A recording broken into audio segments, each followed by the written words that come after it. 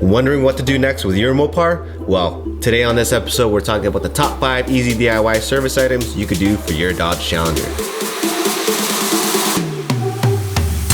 What's up, Mopar fam? It's your boy at Fed Easy. What's going on? The goal for this episode is to highlight my top 5 easy service maintenance or repair items you can do yourself on your Mopar. This list also applies to LX platform Dodge Chargers, Chrysler 300s, and Dodge Magnums, as they generally share similar parts and setups. Even with all the different engines, the processes would be fairly similar. The links to the individual tasks are provided in the description for all you guys to check out after the video. Number 1 on the list is a no-brainer, scanning for check engine codes with an OBD2 scanner. It is way too easy and an item that would not only help you diagnose and clear codes, but also saves you money considering check engine lights come on often. This process requires only an OBD2 scanner. All you have to do is locate the OBD2 port and plug in to start scanning. Now for the Challenger, it is located underneath the driver's side panel below the steering wheel. Knowledge is power. This OBD2 scanner will give you your codes and get you informed. If you were to take the repair to a shop, this information could be shared with the mechanic and smooth out the whole process. Also, OBD2 ports are on most vehicles, so if you have one, it can be a useful tool for you for a long time on multiple vehicles. Number 2, second on this list, goes to changing the differential fluid. I changed mine at the recommended interval of 80,000 kilometers for my Challenger. This one is a solid maintenance item which only requires a 10mm hex key head to remove the drain and fill plug and a hand oil pump. Just head under there and drain and fill that baby. It is a simple task that keeps your rear differential healthy and in some cases keeps your gas mileage in check. In most cases, extremely dirty differential fluid reduces the lubrication of the gears and in turn increases friction. It is too easy not to do yourself, so keep that baby clean.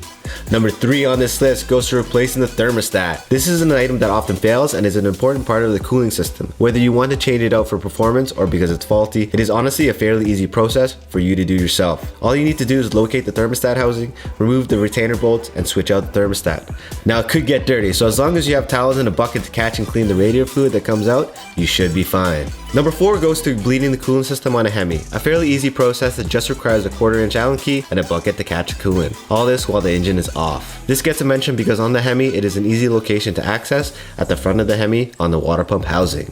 Once you access the area, simply remove the bleeder plug. Now if you're simply bleeding the air out while the reservoir tank is full, remove the bleeder plug and let the fluid drain into a bucket until the stream of coolant coming out of the bleeder hole is laminar and smooth. If you replace anything in the coolant system like the thermostat, water pump, or radiator and the coolant system is empty, simply remove the bleeder screw and keep filling the coolant reservoir until a smooth laminar stream of coolant flows out of the bleeder hole, in which we then throw the bleeder plug back in. Now in other models like the V6 3.5, they come with a bleeder valve, which is similar and would require the engine to be running. Finally, at number 5, we're replacing the wheel bearing. This one makes my list because changing out the wheel bearings in the Challenger was really super easy. Simply remove the wheel, remove the brake bracket, remove the one big nut, and tap out the wheel bearing.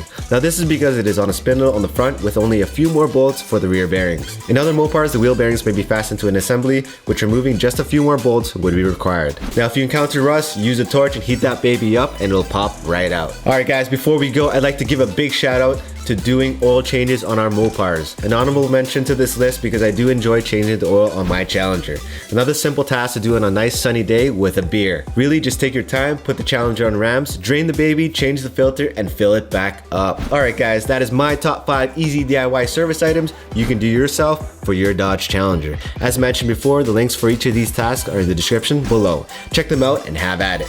Thanks for watching everyone. If you enjoyed this episode, please hit the like button, subscribe, and hit the bell for notifications. I would really appreciate it. Take care, and I'll catch you guys later. Peace.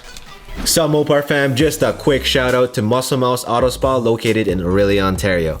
Let them make your ride squeaky clean today. Muscle Mouse Auto Spa strives to provide the best possible customer service for an affordable price using only the highest quality products that automotive detailing has to offer in today's world. They will work hard every day for their customers to be better than the best for the city of Orillia. They are a professional auto detailing company specializing in services from ceramic coatings to window tinting. They offer an array of great detailing packages that fit your budget. I personally will be using them to service my Mopar as well as recommending them to everyone around me. Not only do they do great work, but the owner provides great customer service with super fast turnaround times, no more 2-week plus waiting times. That is so awesome. Please check them out and contact them for all your auto detailing needs.